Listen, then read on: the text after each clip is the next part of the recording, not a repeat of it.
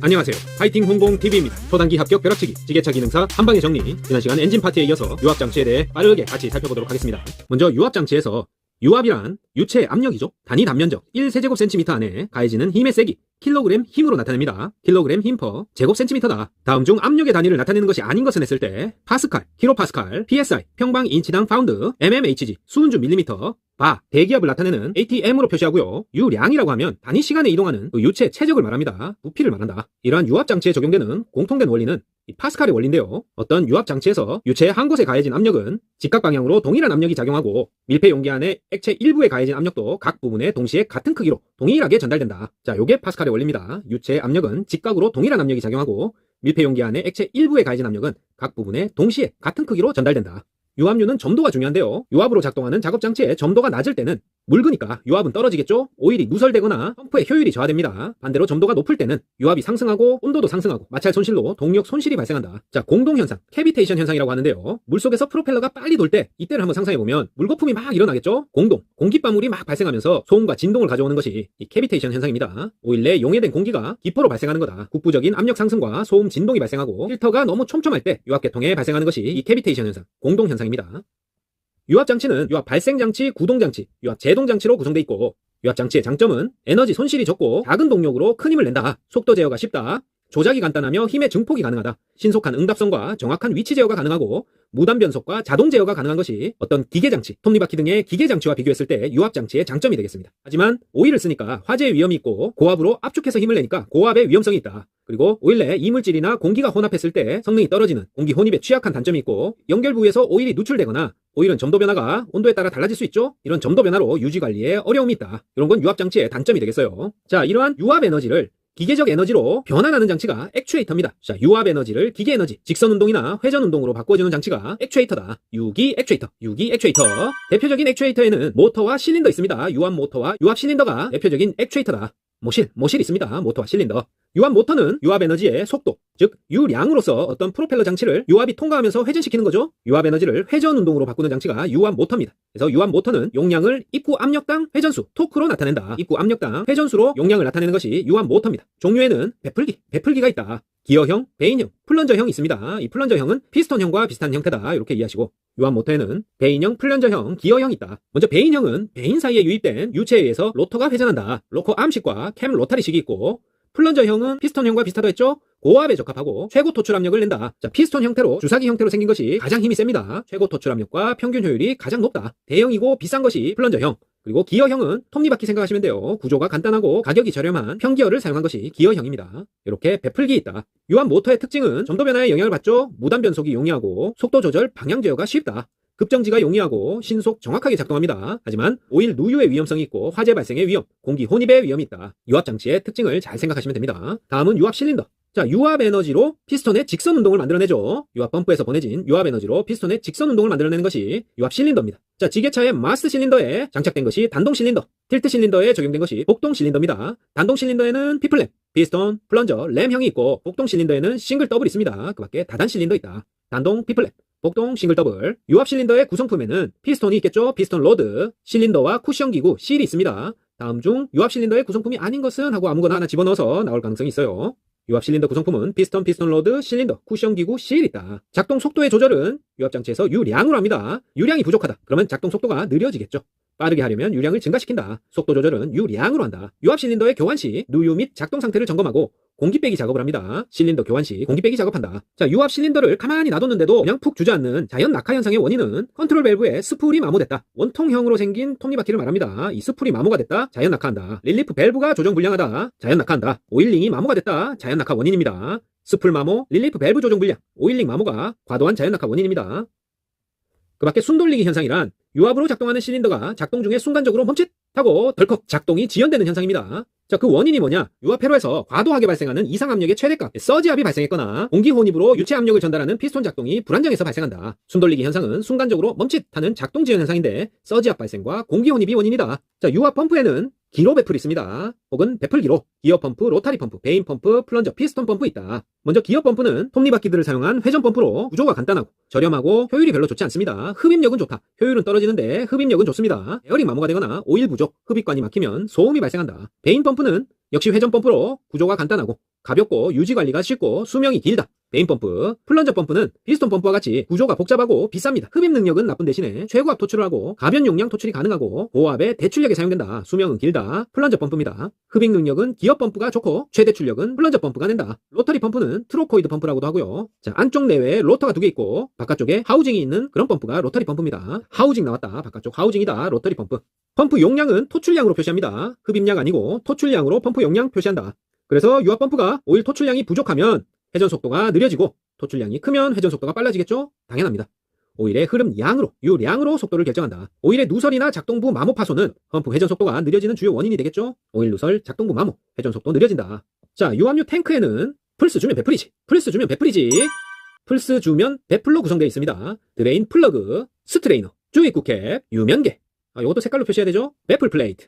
이렇게 플스 주면 베풀. 이렇게 구성되어 있고 드레인 플러그는 드레인. 배출하는 거죠. 탱크 내 오일을 전부 배출할 때 쓴다. 스트레이너는 여각이란 뜻이니까 불순물 필터를 의미합니다. 흡입구에 설치되는 불순물 필터고 주입구 캡이 있고 유면계는 적정 오일량을 나타내는 계기를 유면계라 하고 칸막이, 오일이 좌우로 쏠리지 않도록 하는 칸막이가 베풀 플레이트고 기포 분리 제거 기능을 한다. 이러한 유압 탱크의 기능은 필요 유량 확보, 방열 및 온도 유지, 불순물 혼입 방지, 기포 분리 제거의 기능을 합니다. 그 외 유압 부품으로 배관 이음으로 호이스트형 유압 호스의 연결부에 쓰이는 것은 유니온 조인트입니다. 유니온 조인트는 호이스트형 유압 호스 연결부에 쓰인다. 유압 호스 중에 가장 큰 압력에 견디는 것은 나선 와이어 브레이드입니다. 나선 와이어 브레이드가 유압 호스 중 가장 큰 압력에 견딘다. 오일 실, 오일 실은 밀봉 봉이 나는 거죠. 오일 누출을 방지하는 역할을 하고 수리할 때마다 교환하는 소모품입니다. 오일 실. 그래서 오일 누출 시 가장 먼저 파손이 있는지 점검하는 것이 오일 실이다. 더스트 실. 자, 먼지 실이죠. 더스트 실은 유압 실린더 내에 먼지나 오염물질이 혼입되는 것을 방지하는 거예요. 더스트 실.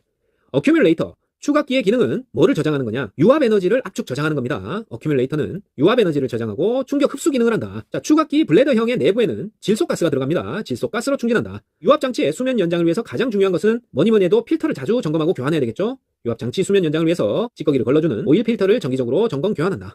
자, 유압 회로는 유압기기를 서로 연결하는 유로를 표시한 거예요. 도면으로 표시한 유압 회로에는 압력 제어 회로, 속도 제어 회로, 무부하 회로, 부하가 없다, 언로드 회로 이런 게 있고요. 압력 제어 회로는 릴리프 밸브. 이 릴리프 밸브의 기능이 최고 압력을 제한하는 겁니다. 그래서 릴리프 밸브로 알맞은 압력을 제어하는 것이 압력 제어 회로. 속도 제어 회로에는 미터 인, 미터 아웃, 블리드 오프 이렇게 있는데요. 입구 쪽 관로에 유량 제어 밸브를 설치하는 것이 미터 인. 출구 쪽 관로에 회로를 설치한다. 미터 아웃. 실린더 입구 분기 회로에 유량 배어 밸브를 설치해서 불필요한 유압을 배출한다.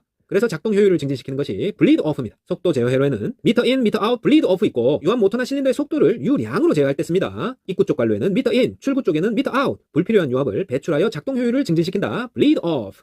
자, 무부하 회로, 언로드 회로는 작업 중에 유량이 필요하지 않게 되었을 때 탱크에 귀환, 오일을 탱크에 귀환시켜서 펌프를 무부하시키는 회로다. 무부하 밸브 찾으십시오. 필요 없는 유량을 탱크에 귀환시켜서 펌프를 무부하시키는 회로다. 언로드 회로, 무부하 회로입니다.